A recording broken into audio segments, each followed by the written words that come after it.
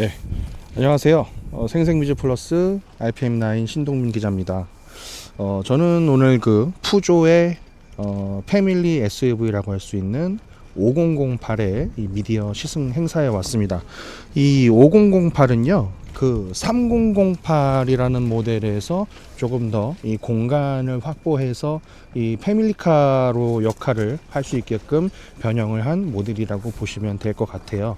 이 48V 스마트 하이브리드 시스템을 탑재해서 1.2L라는 배기량임에도 불구하고 전혀 불편함이 없는, 부족함이 없는 그런 주행 성능을 보여주고 있습니다. 이 차 같은 경우는 최고 145마력을 내고요. 무엇보다도 푸조는 이 연비 효율이 좋기로 유명한데, 지금 복합 연비가 발표상으로는 리터당 13km 정도로 발표가 되어 있지만 실제 달려보면 그거를 훨씬 상회하는 웃도는 그런 결과를 확인하실 수가 있습니다. 저공해차 인증, 2종 저공해차 인증을 받았기 때문에 공영 주차장이나 공항 주차장 이런 곳에서 50% 주차 요금을 감면을 받으실 수가 있고요. 첫 등장했을 때와 비교해서 지금은 거의 10년 만에 완전 변경, 완전 풀체인지로 거듭난 이 3세대 모델이라고 보시면 되고요. 전장이 4,810m, 소렌토하고 아주 비슷한 크기라고 보시면 됩니다. 이 차보다 짧은 형태의 3008이 이제 5인승으로 나와 있고, 요 5008은 이렇게 이 3열 뒷공간을 조금 더 확보를 하면서 7인승으로 다시 태어났다, 이렇게 보시면 될 것 같아요. 아주 그 유니크한, 그 프랑스 차만의 어떤 그런 유니크한 디자인이 특징이라고 할 수가 있습니다. 휠 모양도 굉장히 독특하죠. 예, 저는 이런 휠 디자인은 처음 보는 것 같아요. 이 푸조는 특히 이렇게 이 주간 주행등, 이렇게 세 갈래의 주간 주행등에다가 이렇게 그 사자가 할퀴고 간 형상을 이제 모티브로 해서 디자인을 하고 있죠.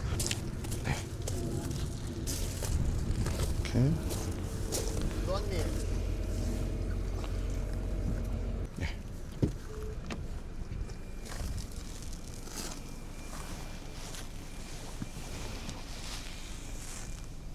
푸조 5008 내부입니다. 이 푸조가 자랑하는 그 아이콕핏 디자인이라고 해서 이 독특한 이 인테리어 컨셉트가 특징입니다. 앞에 그릴에서 봤던 것처럼 이 21인치 이 커브드 디스플레이도 마치 이렇게 공중에 떠 있는 것처럼 이렇게 독특한 느낌을 주고 있습니다. 그리고 이 스티어링 휠이 이렇게 뭐 형태적으로도 특이하지만 굉장히 콤팩트하게, 굉장히 작은 사이즈로 나와 있어서 이 계기판을 볼 때 시야를 전혀 가리지가 않고요. 또 이렇게 아이토글이라고 해서 이런 디스플레이 형태로 이런 어떤 자주 쓰는 메뉴들을 즐겨찾기로 등록할 수 있는 이런 독특한 요소들도 있습니다. 그리고 기존에는 그 변속기가 기어 레버가 이쪽에 위치하고 있었는데, 이번에는 이렇게 기어 레버가 이쪽으로 위치를 하게 되면서 공간 쪽으로 조금 더 효율이 좋아졌다라고 볼 수 있을 것 같아요. 이런 소재도 마치 그 패브릭 소재 느낌이 나서 굉장히 이런 겨울철에 특히 따뜻한 이런 감성을 느낄 수가 있고요. 또 전체적으로 지금 주간이라서 보이지는 않지만 이렇게 앰비언트 라이트가 굉장히 멋있게 은은하게 이 운전석 전체를 감싸는 형태로 이렇게 나오고 있습니다. 네. 이쪽에는 수납 공간이고요. 네. 이렇게 해서 누르면 열어서 뭐 충전 USB라든지 이런 수납 공간 이런 것들 보실 수가 있고, 비상등은 이쪽에 있네요. 이렇게 있고, 볼륨 조절 스위치, 전자식 파킹 브레이크 이렇게 확인할 수가 있습니다. 이 차량은 이제 GT 트림입니다. 이 차는 알리르하고 GT 이렇게 두 가지로 출시가 되는데요. 이 옵션 사양에 따라서 약간의 차이가 있습니다. 하지만 전체적으로는 이렇게 파노라믹 선루프라든지 이런 필수적인 요소들은 기본적으로 다 적용이 됐기 때문에 다른 옵션 사양들, 예를 들어서 뭐 전동 테일게이트라든지, 그리고 이 21인치 커브드 디스플레이가 이렇게 뭐 일체형으로 되어 있다든지 이런 요소들, 또 이 가죽 시트가 패브릭을 쓰지 않고 전체가 이렇게 프리미엄 나파 가죽을 썼다, 이런 요소들을 보시고 옵션을 선택하시면 될 것 같아요. 2열 이렇게 보실 수가 있고, 이렇게 레버를 한 번만 조작하면 네, 이렇게 시트 전체가 이렇게 일어서는 형태가 되면서 이렇게 3열로 진입할 수 있는 길이 열리게 되어 있습니다. 그래서 이런 식으로 이렇게 시트를 펴서 자리에 앉으면 되고요. 지금 저는 이렇게 좀 굉장히 등치가 큰 편이라서 사실 어떤 차를 타도 좁기는 한데 제가 탄다고 가정했을 때 네, 한 요 정도 공간이 확보가 됩니다. 뭐 지방 아주 먼 장거리를 가지 않는 정도라고 하면 제가 봤을 때는 이 정도면 시내에 왔다 갔다 하는 수준은 얼마든지 다닐 수 있을 것 같아요. 트렁크도 한번 보시겠습니다.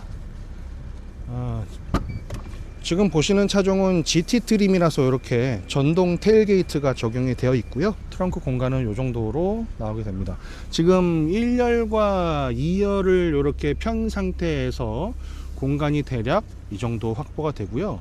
2열 시트까지 접는다고 했을 때 한 2200리터 이상 그 정도 공간이 넉넉한 공간이 확보가 된다고 보시면 될 것 같아요.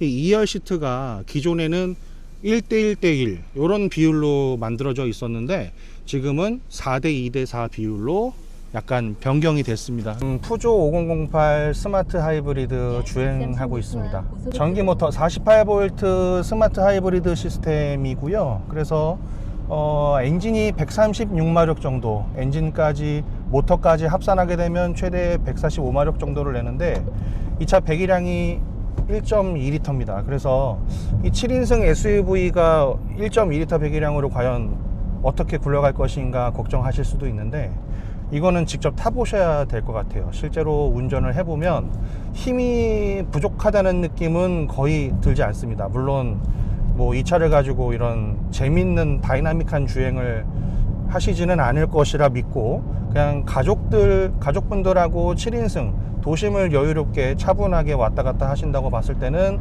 이 1.2리터 배기량도 부족하지 않다라고 생각이 됩니다.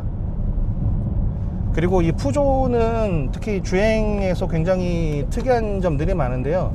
뭐 알려져 있는 부분이지만 이 코너링 감각이 굉장히 좋은 브랜드이기도 하고 또 이렇게 작은 스티어링 휠로 이렇게 운전을 좀 재미있게 할 수 있는 그런 특징들이 있습니다. 그리고 이 아이콕핏 디스플레이라고 해서 이 계기판이 이 스티어링 휠보다 조금 더 위쪽으로 올라오게 돼서 이 불필요한 이런 시선 이동이 없이 좀 더 안정적으로 이 주행을 할 수 있는 그런 특징도 있고요. 아기자기한 요소들이 많습니다. 뭐 이렇게 디스플레이가 공중에 떠 있는 것처럼 이런 플로팅 디스플레이 이런 디자인 요소들 또 이런 아이 토글이라고 해서 자주 쓰는 메뉴들을 이렇게 즐겨찾기로 추가해 놓을 수 있는 이런 특징들도 있고요. 네. 그리고 계기판을 보시게 되면 전기 모터가 개입을 할 때 그리고 순수하게 뭐 엔진으로만 주행할 때 이런 그 주행 현재 상태에 따라서 요거를 그래픽으로 이렇게 표현을 해 줍니다. 이런 것들은 그 요즘 젊은 세대 이런 젊은 고객층한테도 굉장히 어필할 수 있는 그런 요소라고 보여집니다. 이런 숫자 그래픽도 굉장히 예쁘고요. 아주 유니크한 요소들이 많은 차입니다. 네, 앰비언트 라이트가 이렇게 터널에서 굉장히 이런 감성 넘치는 이런 분위기로 이렇게 점등이 됩니다. 이런 아기자기한 요소들을 좋아하시는 분들은 이 푸조도 좋은 선택지가 되실 것 같아요. 그리고 푸조 하면 또 이 연비가 굉장히 좋기로 유명한 브랜드인데 이 차 같은 경우는 지금 복합 연비가 리터당 13.3km 정도로 발표가 됐지만 실제 주행을 해보면 무조건 그 수치보다 잘 나오기로 유명한 브랜드입니다. 주행이 끝나고 나서 연비를 한번 확인해 보도록 하겠습니다. 이 손의 동선을 많이 고려해서 디자인을 한 것 같아요. 지금 이쪽에는 그 스마트폰 무선 충전 패드가 들어가 있고 또 뭐 이런 식으로 이런 통행권 같은 것들 보관하기도 좋고요. 이런 아이토글 스위치와 이 엔진 스타트 버튼과 같이 기어 레버를 배치를 했고 또 이런 쪽에 비상등이라든지 볼륨 조절 다이얼 이런 것들이 아기자기하게 자리하고 있습니다. 천리판 괜찮습니다. 감사합니다. 오른쪽 도로입니다. 이어서 처음에 딱 출발할 때 그 모터가 딱 개입을 하니까 그 약간 윙 하는 소리가 같이 들리면서 좀 이런 출발하는 느낌도 굉장히 부드럽고 또 힘도 부족하지 않게 이렇게 좀 받쳐주는 것 같습니다. 예. 이 주행 느낌이나 또 이런 1.2L 엔진의 힘이나 또 이런 모터 개입의 이런 느낌은 이거는 진짜 타보셔야 될 것 같아요. 제가 앞만 설명드려봤자 그게 고스란히 전달될 것 같지는 않고 절대로 그런 걱정하실 만한 느낌은 아니다라고 말씀드릴 수 있을 것 같습니다. 이렇게 해서 저희 목적지에 김포에 도착을 했고요. 시승 영상은 여기서 마치도록 하겠습니다. 지금 연비를 봐야 되는데 이 차 같은 경우는 표기가 약간 달라서 계산을 한 번 더 해봐야 될 것 같아요. 6.4. 6.4. 그러면 계산이 어떻게 되는 거죠? 좀 이따 계산해.